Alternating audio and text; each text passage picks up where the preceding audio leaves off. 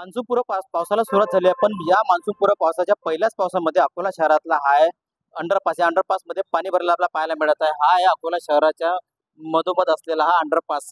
हा वर्षभरात या ठिकाणी पाणी असते, पण आता पावसाळा सध्या जो आहे मान्सूनपूर्व पावसाला सुरुवात झाली आहे आणि पहिल्याच पावसात या अंडरपास मध्ये पाणी भरलेलं आपल्याला पाहायला मिळते. 1 ते 1.5 फुटाच्या वर या ठिकाणी पाणी आहे. त्यामुळे येथील जे अकोलेकर आहे यांना या ठिकाणी मोठा त्रास सहन करावा लागत आहे. कारण काय तर हा जो अंडरपास आहे हा टावर ते बस स्टँडकडे पासून तर गांधीपूर जाणारा हा जो अंडरपास बांधण्यात आलेला आहे, पण यामध्ये आता मोठ्या प्रमाणात पाणी भरलं आहे. त्यामुळे आता या ठिकाणी अचानक या ठिकाणी कोणी बाईक जर टाकली किंवा कोणी गाडी जर टाकली तर त्याचा याची दमछाक होताना आपल्याला पाहायला मिळेल. कारण काय ते यामध्ये 1 ते 1.5 फूट पाणी भरलेलं आहे आणि आता हे पाणी जे आहे त्याचे पाणी असं वाढत चाललेलं आहे. काल जे आता 1 फूट होता, आता 1.5 फुटाच्या वर पाणी झालेलं आहे आणि या अंडरपास मध्ये सध्या पाणी भरल्यामुळे आता सध्या हा जो आहे वाहतुकीसाठी हा मार्ग जो आहे बंद करण्यात आलेला आहे.